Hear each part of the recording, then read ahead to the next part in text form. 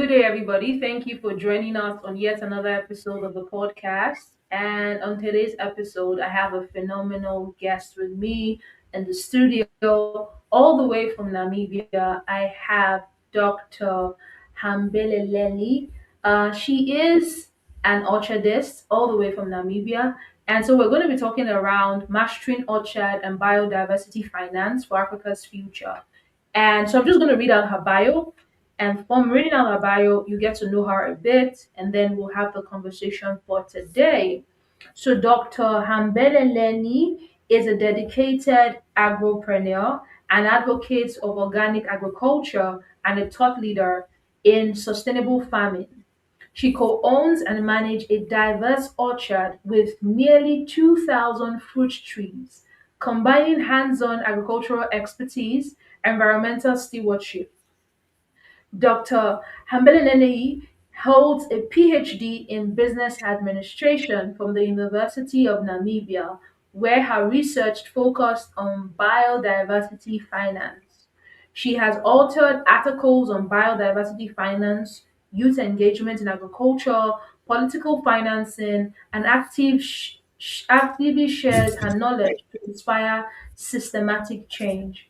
As a board member of the Namibia Organic Association, she champions organic governance, sustainability, youth inclusion in Africa's agricultural transformation.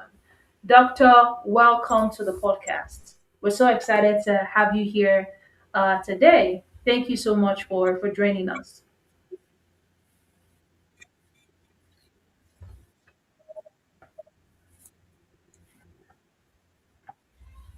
All right. Thank you, Osarugue. Thank you very much for inviting me. Thank you for having time for me today. Beautiful, beautiful. So we're going to dive into the conversation today. And my very first question to you at this moment, Doc, is can you sort of share your story of your orchard and what sort of inspired you to combine agriculture and sustainability with biodiversity? So how did you even start out with your orchard in the first place?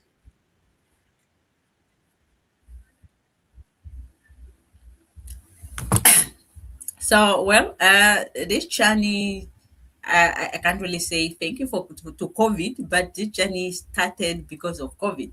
I work in a tourism environment. So during COVID, we closed off. So we were at home for more than 3 months. So in that time of being at home, just 2 weeks at home, it when now the passion of starting something that I loved came in, and that's when now I thought of nature that I love, because I work in the I've been working in the Ministry of Environment for more than a decade, so I have love for nature, and my journey into orchard farming began with a deep passion for nature and desire to create sustainable food system. I started with in our communal land in the village, the communal land, and we planted variety of fruit tree to promote biodiversity. Now I brought my work biodiversity at home. That's why and now to me coming up with an orchard was now to promote biodiversity in another way, because at work we promote biodiversity via wildlife and tourism. Um, at home I decided to do it via plant via horticultures. So we enhanced the land health, we prepared the land, and I realized that traditional farming often disregard the environment, leading to soil degradation and loss of wildlife. So I was inspired to change that by integrating organic practices and fostering biodiversity, with not to improve soil fertility, but also attract beneficial insect and pollinator vital for health crop. My aim was to demonstrate that agriculture can be productive and profitable. Now, that time of COVID, we everybody was fearing of where will I eat, where will I get income. So now Yeah. the main purpose was to get profit. So now the orchard symbolizes harmony between human and nature, providing that sustainable agriculture is not only necessary but also rewarding. So the main purpose is to make it profitable. So I hope my story encourage other farmers, especially young people, to see farming as the means to protect our environment and promote biodiversity and build sustainable livelihood for generation to come. I thank you. Wow, that's so powerful. It's it's just interesting to see that out of what seemed like a challenge, then came an opportunity. Because you said from COVID, you just realized that, okay, we could also do this. And you also made mention of the fact that your work is around biodiversity, although that's like wildlife at work, but you wanted to also create that kind of thing for yourself at home. And that's what led to that. And I think that it's just very unconventional, but it's also a beautiful thing that, okay, even with orchard, it's still an avenue for opportunity within agriculture, like economic empowerment opportunity. So it's not just other aspects of agriculture, but this is also a viable opportunity. Thank you so much for doing that and then showing us what is possible through orchard ownership. So my next question to you is: many young Africans think that agriculture is hard work and hard labor, right? And how can youth see Orchard as a business or a platform for innovation? Thank you for that interesting question, Osalga.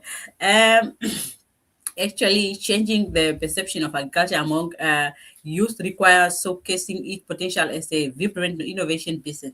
So, orchard can be complicated, yet, especially with Mhm. value-added product like jam, dried fruit, or Yeah. organic juices. Not yeah. So, embracing technologies such as mobile app for market access, weather forecast, and pest management make farming more Yeah. efficient and appealing. So young entrepreneurs can also explore agri-tech innovation like drip irrigation and Yeah. solar-powered equipment, Mhm. or drone to monitor their work or to monitor the surrounding, especially with the wildlife conflict, to Mm. increase yield and reduce cost. Um, Also, orchard offer opportunity for agripreneurship. So including agrotourism. So if you make it so attractive, like you make your orchard attractive, interesting, you come up with some skills of talking, and you attract tourism. So when you explain to people, more people will come. They would want to listen to you. They want to know more about your journey, about how you do it, and also farm to table market in organic, maybe certification can also help, which can promote or boost the income stream. So education and mentorship programs that highlighted success story demonstrate that farming can be both profitable and impactful. So I used to, like, I'm from Namibia. I used to be inspired by many people from Kenya. I think Kenya, among all other African countries, I think Kenya is ahead of any other country in Africa. They have, like, when it comes to orchard, they have many orchards, many African people's inspiring stories are from Kenya. Because I know the Wambuku apples, and Mhm. they also have a very big, I think the biggest one of avocado. It's also from Kenya. Hmm. um so uh, that encourage us, the young people, or the young people out there, to do farming. So it's good that the people that are ahead have put their story out there. So Mhm. all what the young people have to do is just to read, to educate themselves, to get mentorship, and importantly integrating sustainability and biodiversity into orchard practices that align with global trend toward eco-friendly product, giving youth a competitive uh, age, like a competitive environment. So by reframing farming as a technology practice, or yeah, to bring in technology so that it can make it easier for those that think is the hard labor, and be innovative. So if what one use a container to water, you can innovate yours into a pipe. You understand? So young people, all they have to do is just to think. So not only that, if you see that irrigation systems cost how much, not everybody have to use that same irrigation system. So young people can come up with their own, where they use even the 2 liter cool drink, they cut it, something that is a unique innovation. So young Africans see orchard not just a hard work, but as a platform for creativity, entrepreneurship, and social impact.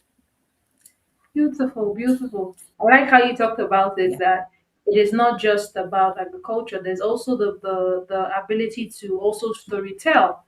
Tell stories about the plants, the trees, and also be innovative. Do unconventional things. You know, do something in a way that has not been done before. Thank you so much for sharing that. When I was reading your bio, we talked about that your PhD is in business administration, but you also specialized, your research was specifically on biodiversity finance. So, my next question is on biodiversity finance, which is for someone new to biodiversity finance, can you explain what it is and how it can help in terms of like funding sustainable farm projects? Wow. Okay. Interesting question. It sounds like we are now bringing academic into our biodiversity, but it's a welcome question. Thank you, Osarugue. Biodiversity finance refer to funding mechanisms that are aimed at conserving and restoring biodiversity while generating economic benefit. So it recognizes that protecting ecosystem and species can be a valuable asset. So also providing services like pollination, water Mm-hmm. purifications, and climate regulation that are essential for sustainable agriculture. So when it comes now to horticulture farming, for farmer, biodiversity finance can come through grant, Mm-hmm. green bond, or payment for ecosystem services, Yeah. where beneficially pay community for maintaining biodiversity. So, for example, planting diverse orchards can attract pollinators, which Yeah. enhance crop yield, making the land Mm-hmm. more productive and resilient. So, this form of finance help bridge the funding gap for sustainable practices that might not have immediate profit but offer long-term ecological and economic stability. Uh, Sure. my study was more on stability. It was more on Oh.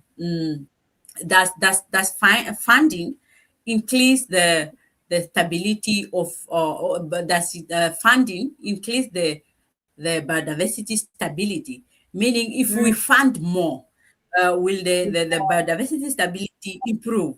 So my study Yeah. found out that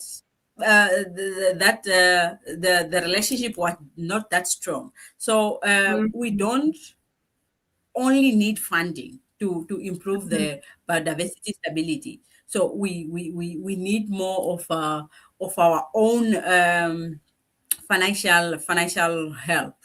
So because Mm. funding come with a disclaimer, or this come with no Yeah. regulation. Yeah, Yeah. that's the word. Yeah, I'm looking for. So my study found out that we don't need more funding so we improve biodiversity stability. No, we need innovation. We need our own cells so that we improve Mm. the stability. of biodiversity. So it motivate innovative approach such as organic farming, conservation Yeah. corridor, or agroforestry. The things that are aligning with environmental health with financial incentive. So biodiversity finance empower farmers. The farmer we are talking about here is now the mostly the horticulture farmers.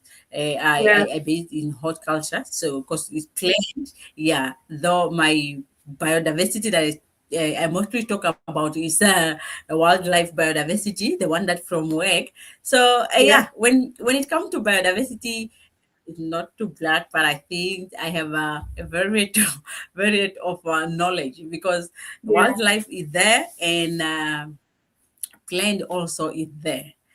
Mm. So biodiversity finance can empower farmers and community to invest in practices to protect ecosystems, improve resilience to climate change, and create a sustainable livelihood. So like as time goes on, I think the populations everywhere in Africa is increasing. So in most of the areas, the land is taken up, Mm. not like in the old days where they used to have a forest. So now the land is taken up, and so we need to create more oxygen. So with that, with now the orchard, it create more, or it replace what is taken by deforestation or by those type of activity that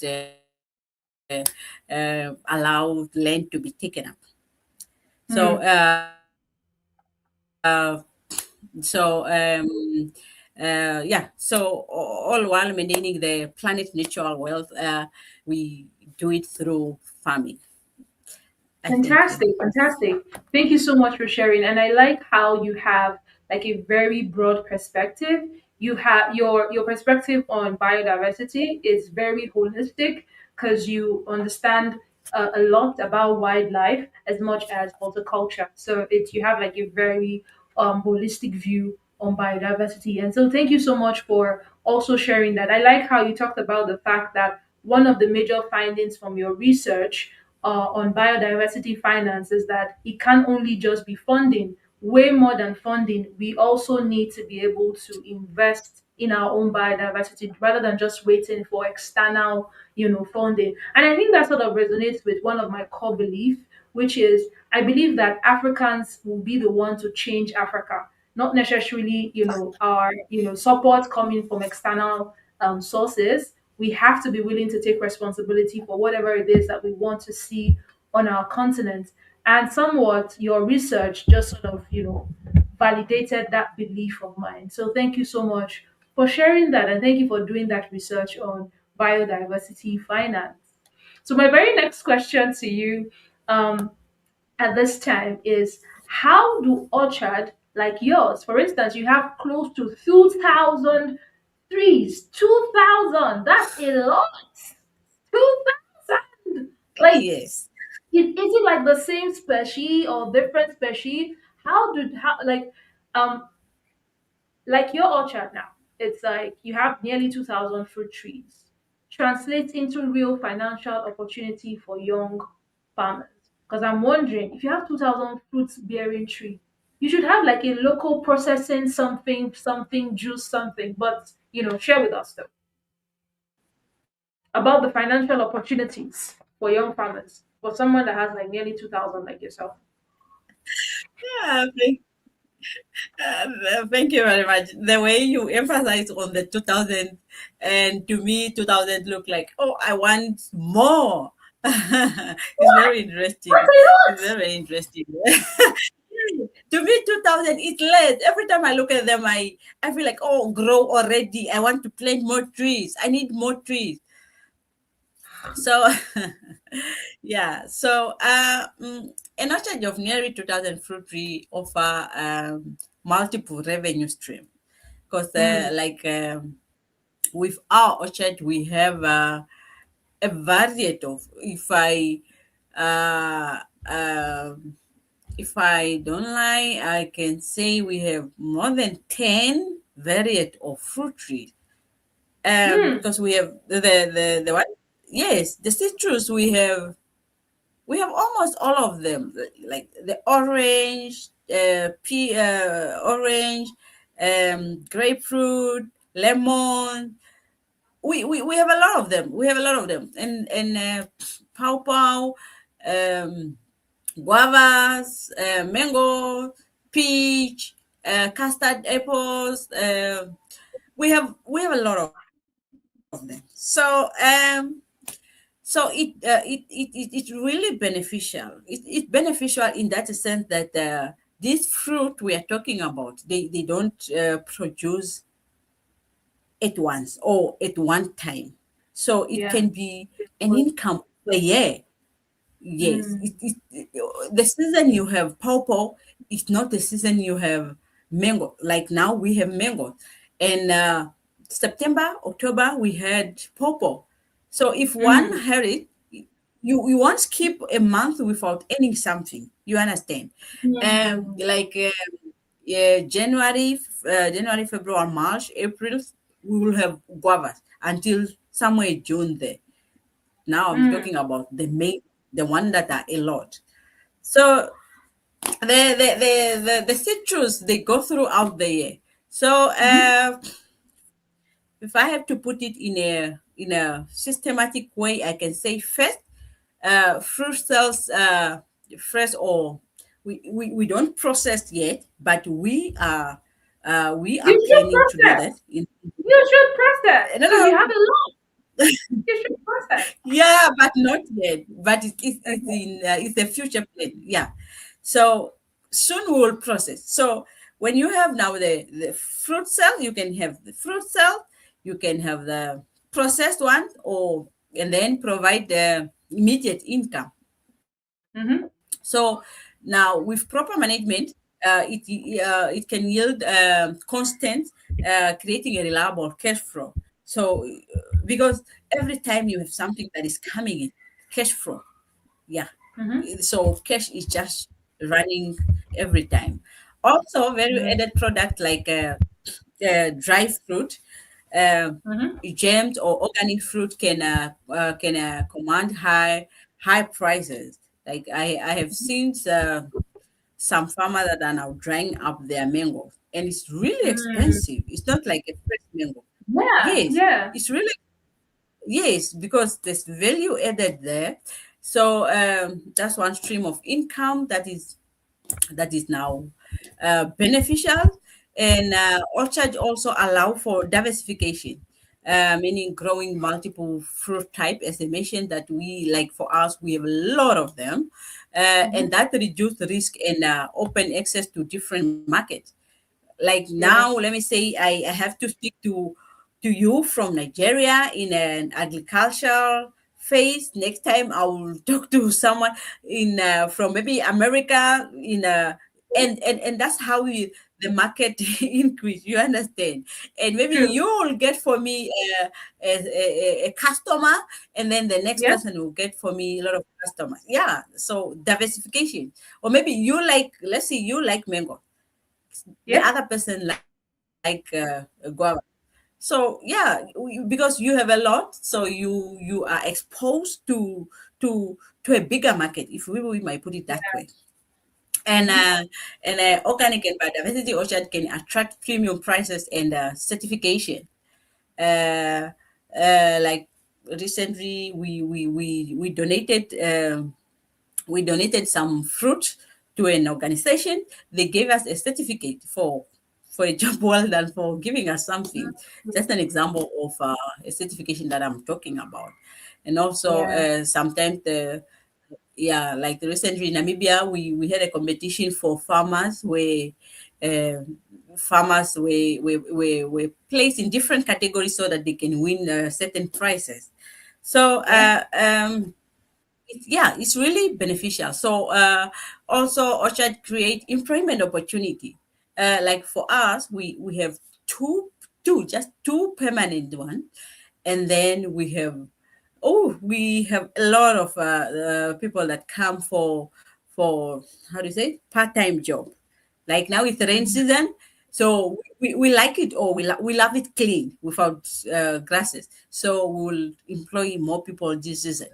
So also it with now the after now the employment. So from planting and maintenance to harvesting and processing, it promote community development.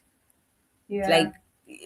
as I said, we like for us we are using the communal land. In Namibia, Mhm. in the northern part of Namibia, the communal land is mostly used for mahangu. You know mahangu? Mangoes, It's yeah. grain. Yeah. Yeah, grain. Yeah, those type of. I think in your country they use mostly sorghum. Ne? In So Namibia, come. they have grain. Yeah, it's some Okay. part of Africa they are more concentrating on maize. Oh, we So have all of for them. us, We we have all of decided them no, we are here. not farming. We have all of them here. Oh, really? That's okay. That's interesting We then. have So soya, they we have also save soya, us. we have Mhm, maize, we have sorghum, we have millets. In the northern part of Nigeria, they grow all kinds of mhm. grains, like different kinds of grains. Wow. Okay. Interesting. For us, we have all of them, but like the maize is mostly done by the commercial farmers, not by the communal farmers. So Communal. so yeah, yeah. So they also serve as the educational platform because like sometimes we used to invite schools here, and then Mm, we take them through how do we do it. Yeah, like in Namibia, the grade 8 agriculture is all about planting. It's all about plant life from growing to mm, it's mostly about horticulture. So we invite school, we take them through. So in that sense, we also help our government because we recently we also yeah, we are about to have a MOG with a certain university where students will be coming to do their internship here, and in oh, that way nice. we are meeting our government halfway. Yes, Yeah. yes, we are meeting our government halfway and talking of development and education Yeah. at the same time. Hmm. Yes. That's really good. So this yeah this platform, these practices, the orchard also attract agro-tourism and generate additional income.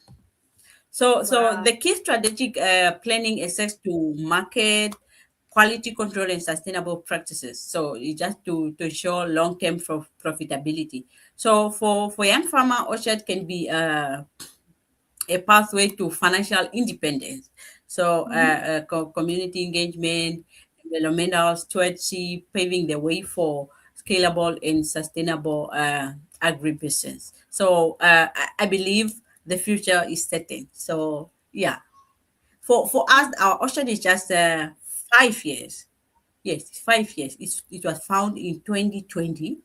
Yeah, it's 5 years. So, we believe in 10 years time when now the tree are grown enough, they will produce a lot that even ourselves cannot handle. Hmm. Hmm. Then you would then Thank you, have a Osale. processing for it.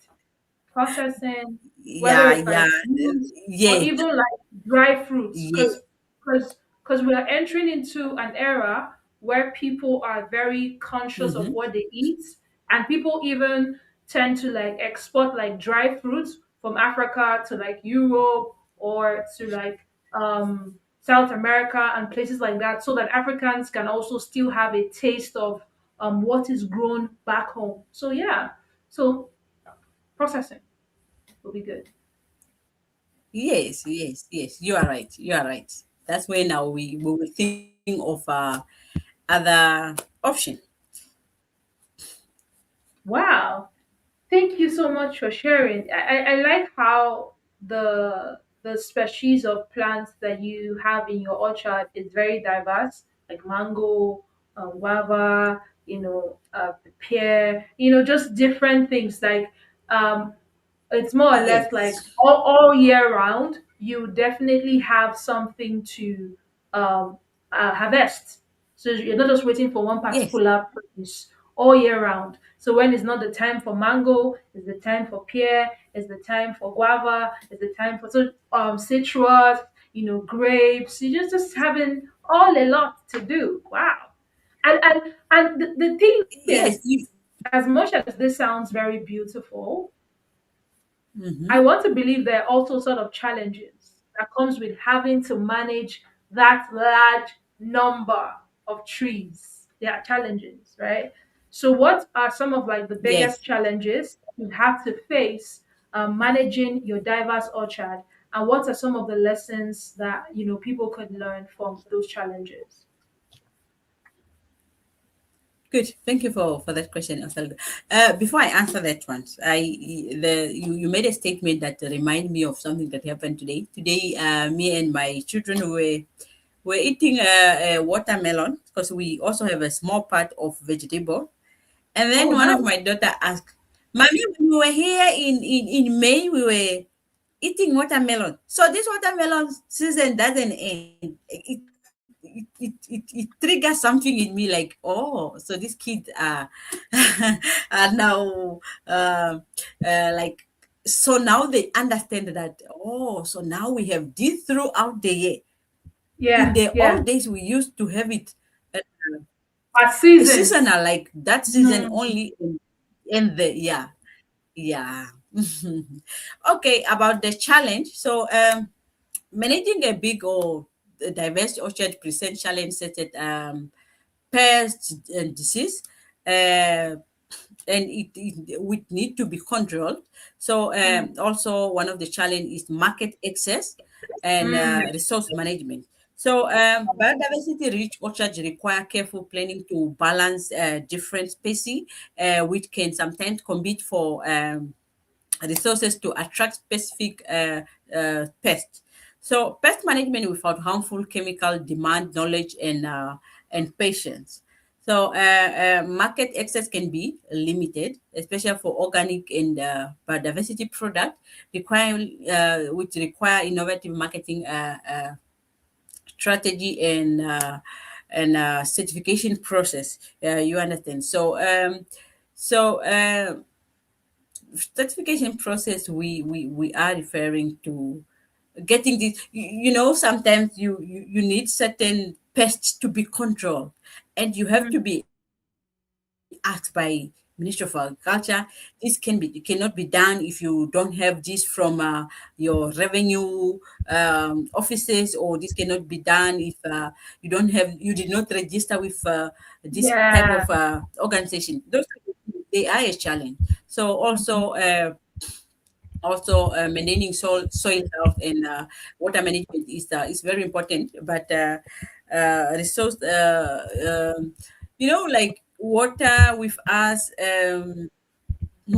water, yeah, water, it look a lot during the rain season, but when the rain stop, we get to the really business. So it's really a challenge, though we are managing it. But we are just managing it to control that challenge. Okay. So from this challenge, you can learn the importance of continuation learning. Every time you should learn something new, you should improve your knowledge. Whatever what practice you use, you improve it, you go with the modern world, and Yeah. yeah, you persevere, you don't give up, as long as your challenge don't overcome you. So diversification demand adaptability, so being flexible with practices and open to new ideas, building strong network with other farmers, not only Namibian farmer, not only farmers from your community, but all over the world.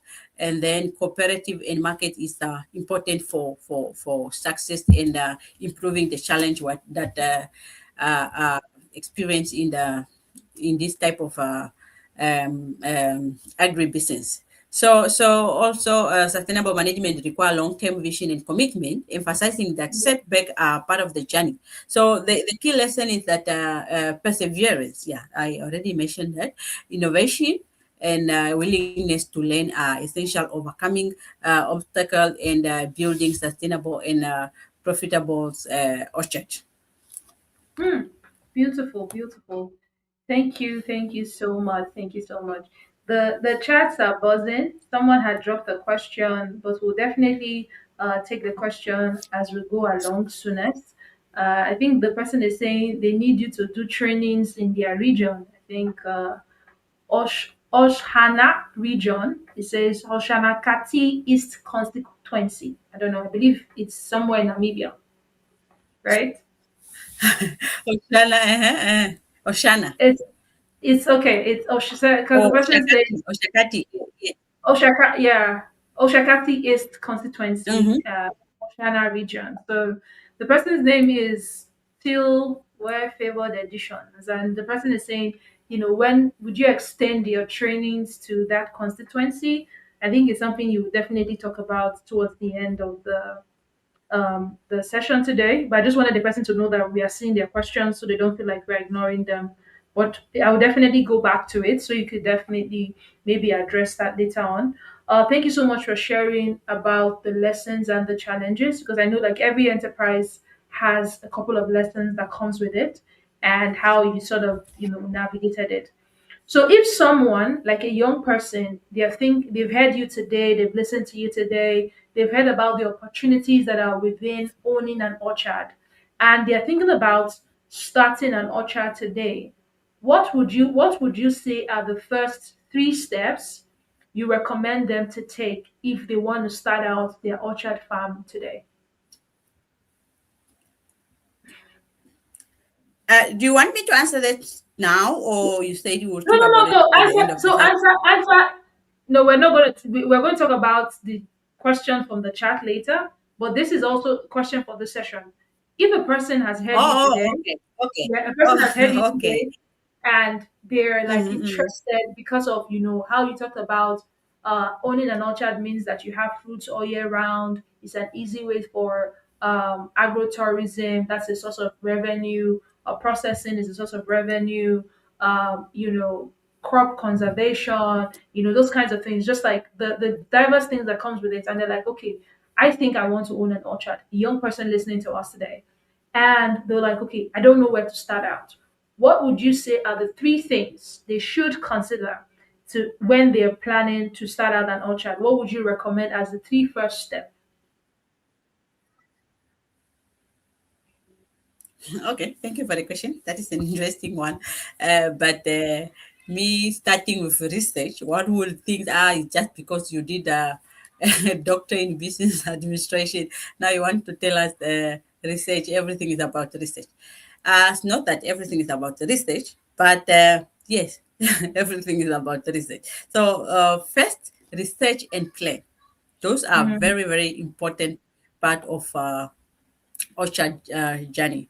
So you can't just start something without doing a research about it. It's not mm, because I did the research, but that's the first step. You first have to find out what are you taking yourself into, what why are you doing it, how you will do it, when you will mm, do it, all that you have to research, because maybe it's not your patient, because maybe when you understand it in deep, you will find out that it's not something that I really love. So research is very, very important. yes. That should be the first step one should take. So also understand the local climate, the soil condition, and market demand for different fruit. Like Mm, in the northern part of Namibia, we it's very hot. It's very, very warm. So mm, planting apples is possible. We also have apples that fruit, but it's difficult because of mm, the weather. Yes, yes. So you also have to understand, and also at some parts of of the land, or let's say it's some part of our country, like in Namibia now. Mhm. Sorry, I want to be inclusive, but I don't really know all part of It's Africa. fine. It's fine. But It's fine. now, okay. Like in Namibia now, we heard that we yeah, not had. Now according to my research, I found out that not everywhere you can drill water.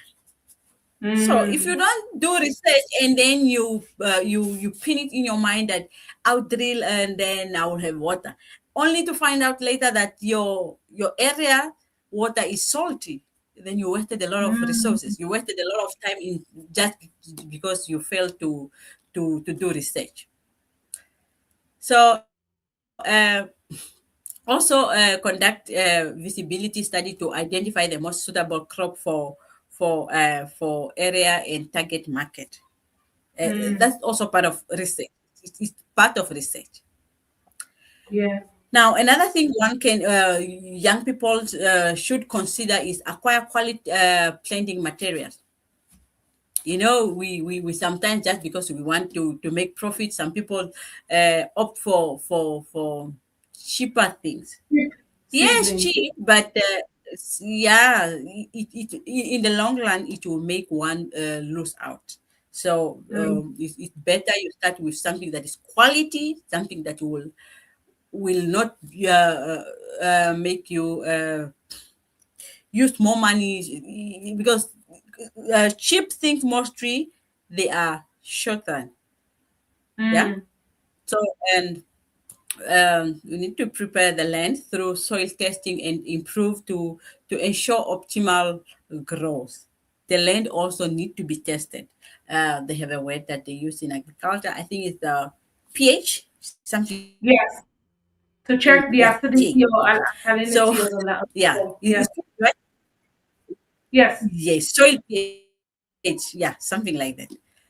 So the soil also need to be tested. Now if you just start out of the blue and then later you hear of things like your plants are not growing because your soil is ABC, you It's wasted a lot acidic. of Yeah. resources, all that. That's Yeah, that's why research is the backbone of the whole things. Do research before you start something. Start with researching.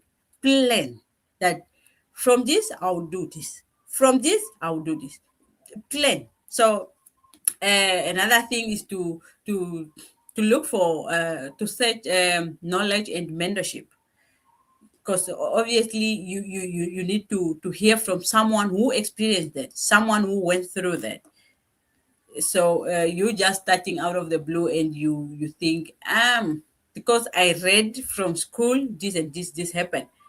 We need practical situation. We need practice uh, people that went through that. That's now where we mentorship coming, and also connect with local agriculture extension services, experienced farmer or organizations that are promoting sustainable farming. Like in Namibia, we have Namibia Agronomic Board. That is one of the organizations that is controlling or managing horticulture farming on behalf of the Ministry of Agriculture. So young people should familiarize themselves with that. I guess all country in Africa have that, something like that. Those the type of organization that are linked to the Ministry of Agriculture, because the Ministry of Agriculture is not doing everything or is not connected to the directly to the community, but to those organizations. Another thing that young people should consider is to attend workshop or training for organic Mm-hmm. practices, biodiversity, orchard management, horticulture training, just for them to have that knowledge, to understand what they are putting themselves into. So also developing a clear business plan that includes plan with research. Those are the backbone. So when you are starting such type of business, you should have a business plan that include budgeting, because Mm. you have to budget. Yes, you can't just start something when you don't have anything, and then you just, where do you start? So you have to have a plan with a budget as well. marketing Mm. strategies, sustainability goals also are very important. So they should also be considered.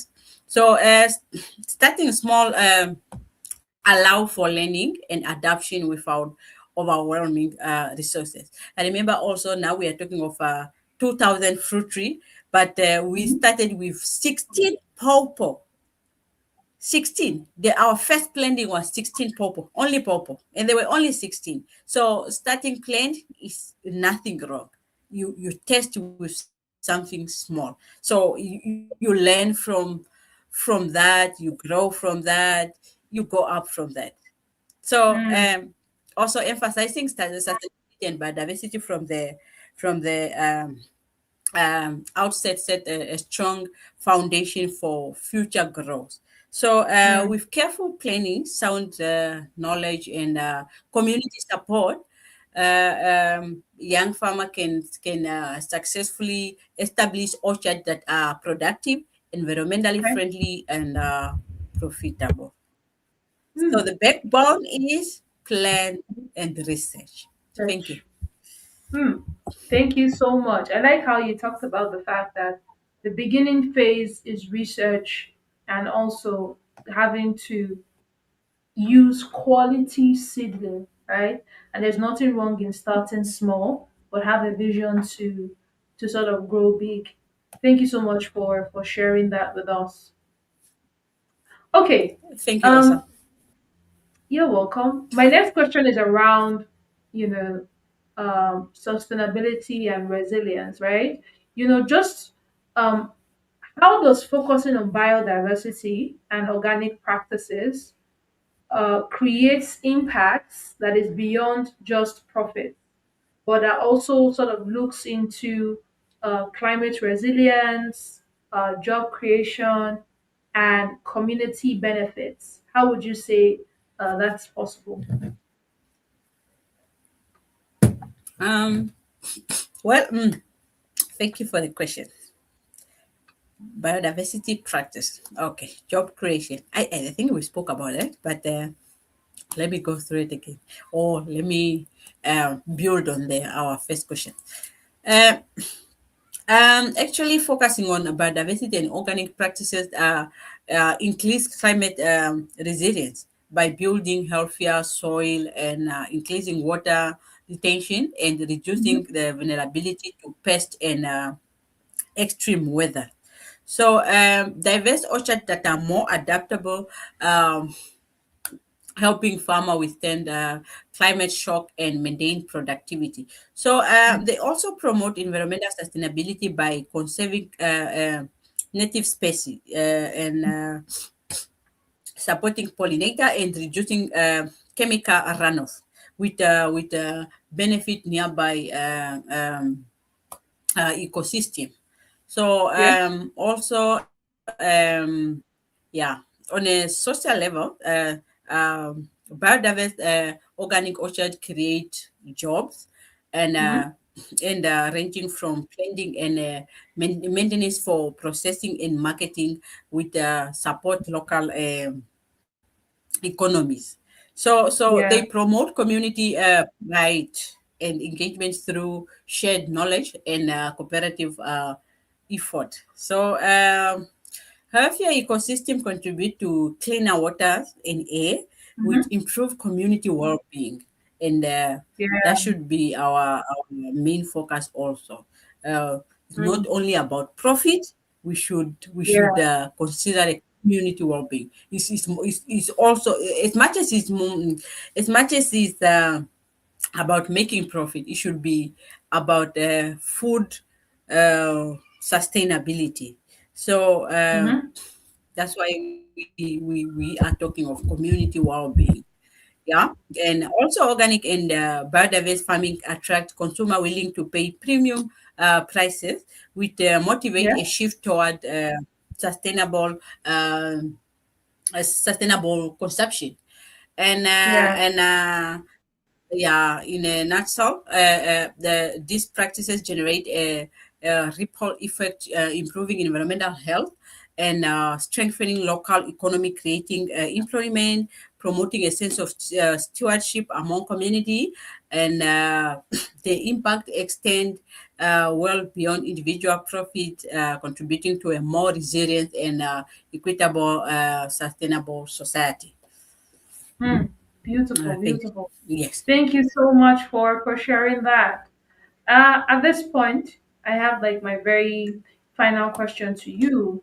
How would you say that young people can sort of leverage maybe their orchard or their small agro project to access grants, incentives, or even partnerships that would help them scale their business and environmental impact? Thank you for that question. Young people, everything young people, but it's good. Yeah, we are grooming the young people. That's very good. Yeah, future leaders. Yeah, the future of Young Africa. African. Oh, yeah. Yeah.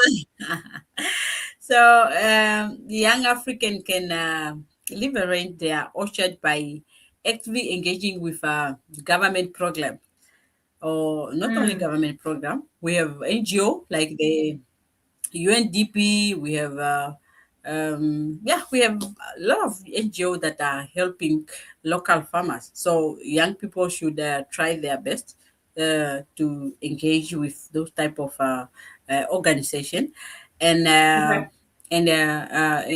international donor that support sustainable agriculture.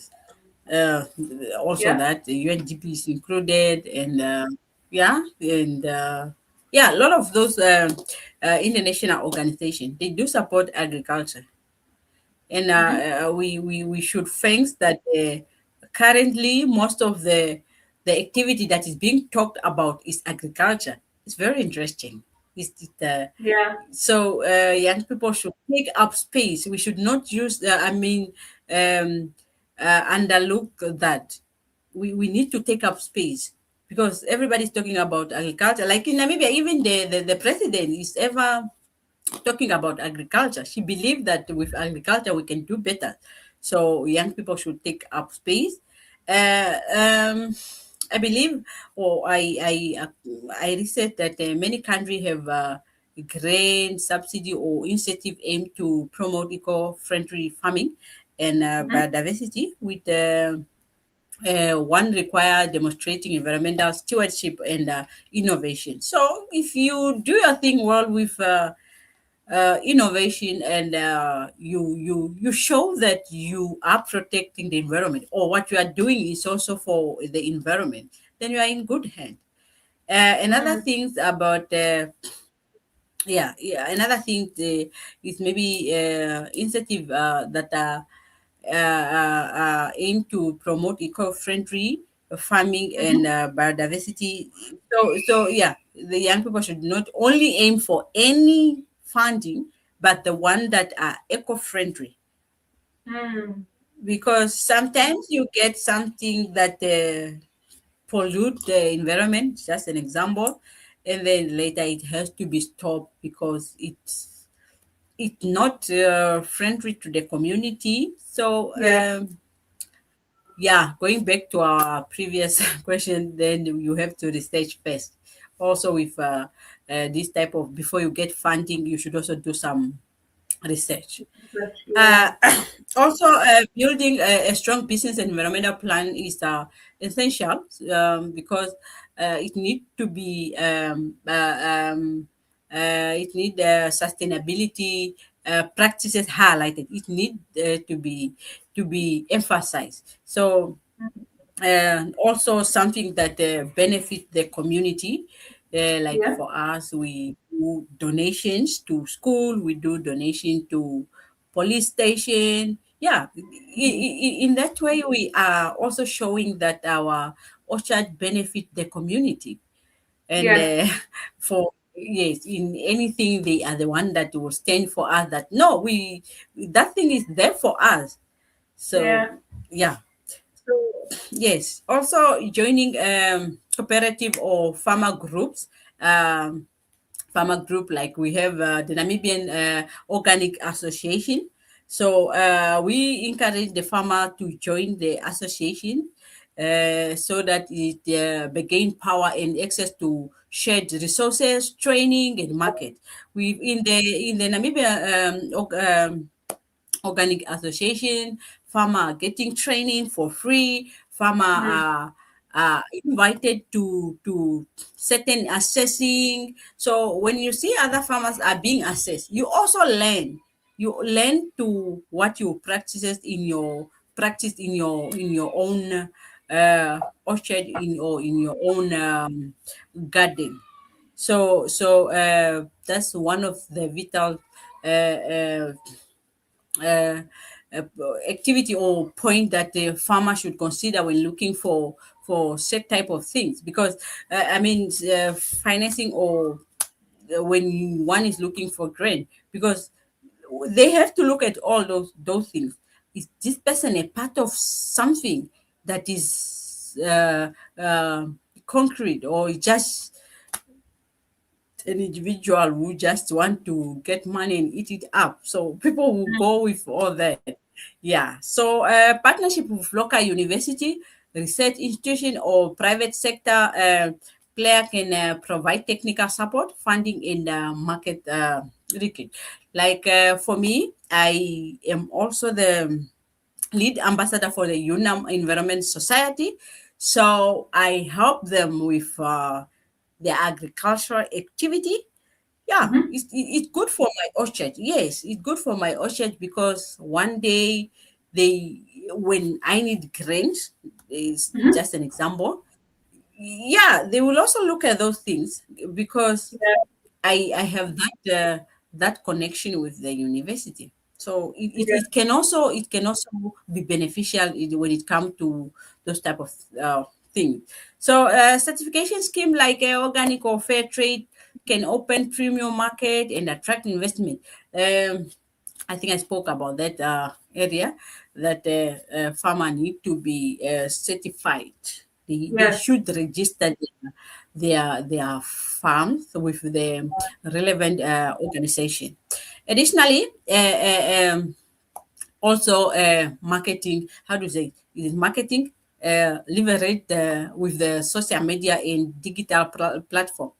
It Yeah. helps showcase the success stories. Yes, yes. As much as we think social media is distracting, social media is Mhm. is a good marketing. Yes, so we should, as farmers, so we should use social media, and Yeah. also attracting investor and partner interested in social and environmental impact. So when we are talking of agriculture, you don't leave the word environment out. You don't leave. So you should one, when you now need those type of initiatives, you should consider those type of things. Also, young farmer can unlock financial and strategic support to grow their project into scalable, sustainable business that benefit both the community and the environment. Not only themselves, it should benefit the surrounding. Mm. Good. I think I spoke a lot. Thank you. No, it's fine. You are giving much more context to our conversation, and it's good how you were able to just sort of speak to every point in terms of like environmental impact, climate resilience, those kinds of things, and just giving us a full broad spectrum. Thank you so much for sharing. And so we have a couple of questions in the chat. We do have a couple of questions on the chat. um, First was the question about training. So the one about training, I'm not certain if you do trainings. Do you do any sort of trainings for people in your region there in Namibia? I think if you do training, then that's when you can then possibly speak to this person from Ohash, Oshana, Oshana. Did I pronounce it well? Someone Shana. was saying Oshana. Yes, Oshana region. Yeah, Yeah. Shana. So do you do No, trainings? well, Well, the training that we do are not official training. We do training for our orchard guests. When like Mm, the school, we do train. Yes, we do mhm, train learners. When we invite them or when they ask to come visit, mhm. we take them through how we do it, how the activity are being done. We do take them through, but it's not official training. If we have to do that, we will consider it. Okay. So I think that if someone is asking about it, maybe it's something you want to look into in 2026. It can also be part of your business model, trying to train people on how to maybe start out orchard or manage orchard. That's also something. If people are asking for it, it's also a possibility that they want to know more about it. That's why they're asking about it. So yeah, I think there's a possibility there. And then also for the you talked about agro-tourism. Do you guys accept visitors to come and do like tourists come around and you have like a tour guide that takes people around, talk, do a bit of storytelling? Do you guys do that? Yes, we do. Many people have come, and yeah, we take them through. We explain to them. We Yes, many people have come. Okay, fantastic. So for Yes. anybody that is in would listen to this, the replay, that would be interested in saying, "Oh, I'm in Namibia and I would definitely like to visit Doctor's Orchard." How best can they contact you? We are in Hangwena region. I know you won't you won't pronounce that. Try it. We are in Hangwena Hongwena region. region. Hongwena region. I got it. Yes, we are in Hangwena region in Ondobe constituency. Yeah, we are just near C45 road. Okay, So guys. we are not so C45 in Road, the bush. Hongwena region. C45 Road, Yes. Hongwena region. All Yeah, right. Take Ondobe constituency. We are in Ondobe Ondobe, constituency. Ondobe. Yes. Currently, our orchard website is closed. Is under Construction. maintenance. So we will open Okay. it up. Yeah, and then everybody can search for very soon in January. We'll open it up so everybody can search for JNH Orchard. Mm-hmm. J and H Orchard, Yeah. guys. In the chat, please. J Yes. and H Orchard. So from next year, you can check on their website. They're currently maintaining it at the moment, but from next year, it will be up. So you could definitely reach out to them. J and H Orchard, Namibia. Fantastic. Thank you so much, Doc. It's been an interesting over 1 hour conversation with you. And I've learned a lot about Orchard. I've learned a lot about biodiversity as relates to financing. Thank you so much, so much, so much. And I believe that the work that you're doing there in, Namibia, it's a very big work. Just the way you were like, oh, Kenya has this. I believe that there are people, that know about your orchard and are very proud of the work you're doing with your orchard. Like, oh my God, that is a lot. Oh my God. So yeah, so you're doing commendable, great work. Yeah. Even before, oh, I want 10,000 tree. To me, right now, 2,000 is a lot. So kudos to you. Kudos to your team. Yeah, kudos to you. Kudos Thank to your you. team. The work you're doing, it's putting the orchard space, that the horticulture space within Namibia on the map through your work, right? And I believe that when they mention 10 orchards in Namibia, they'll definitely mention yours because you guys are doing a lot of great work there in Namibia. So congratulations to you and congratulations to your team. Thank you And also.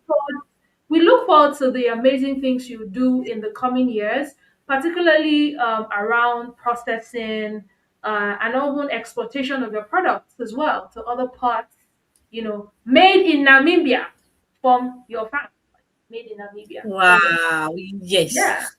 We look forward Yes. to that in the coming years. So thank you so much. We're so proud of the work that you're doing. And this is a part of the things that we like to sort of promote on the African Integrative Agricultural Network, just showing young Africans the tremendous things that people are doing within agriculture.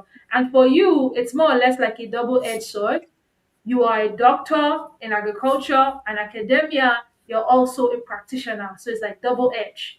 When they call on academics, you're here. When they call on practice, you're here. So well done. So you're best of both worlds. You're just showing possibility, Thank you, so sir. much possibility. You didn't just stick to academics. You're also a practitioner. So I believe this is also something really good because in my country, that's Nigeria. Some of the professors that we have, some of them, they're professors in agriculture, but most of them don't even own farms. But they're professors. They don't own farms. But you are showing the difference. Yeah? You're not just a doctor for academics, no. Also hands-on. So that's really great. And so thank you for being a good example of that possibility. Yes, thank you very much, Osarugue. Thank you very much. And I thank you for this opportunity. Thank you for inviting me. And I'm looking up to come back again. I think next time I'll talk about 4,000 fruit tree. Of course. Yeah, and I will talk Yes. about, yes, and I will Yes. talk about when I exported when I exported 5 tons of whatever fruit to Europe, Mhm, and mhm, so mhm, next time mhm. it will be an interesting one. Yes. Definitely, definitely. And we look forward to having your product across different, supermarkets on the continent as much as different supermarkets outside of the continent. So congratulations to you and your team on the great work that you're doing. And thank you so much for accepting our invitation to come inspire our audience and also share your story and also show the young Africans what is possible. Like people can definitely be an academia, but you can also be a practitioner. You don't have to choose one side. You could be both and still thrive in it. And so, thank you. And so, our audience, thank you for sticking with us from the very beginning of the program till the end. We have so many people on the chat, and they have so many amazing names that I can't definitely pronounce properly, but I will just mention their first names. I have Jeremiah here. Thank you for joining. I have Veronica here as well. Thank you for joining. I have Favor here. Thank you for joining and thank you for participating from the beginning till the end. And thank you for your great questions that you asked as well. I think we've been able to address all the questions. So, guys, please, by next year, their website will be up. You should be able to connect with them directly via their website to also learn more about, the agrotourism as well as the trainings. Do you also sell your fruits? Do you sell your fruits, or people, or you just give them out? No, Or no, people we can come saw, back? we saw. Oh, Yeah, it's so for business. oh, fantastic! Fantastic. So, guys, you could definitely get fresh fruits from their farm. You could definitely get fresh fruit from their farm. So, please do patronize them and support African businesses because, like I said earlier, if we would do great things on the continent, only Africans can truly make Africa great. So support your own. And so thank you so much, Doctor, for being here with us. It was such a delight to have you on the podcast today. And so our viewers, if you're yet to subscribe, please do subscribe so that we are able to push this content to more people and so that then they can be inspired to see the incredible work that has been done in agriculture across Africa. So thank you guys for staying with us. Thank you.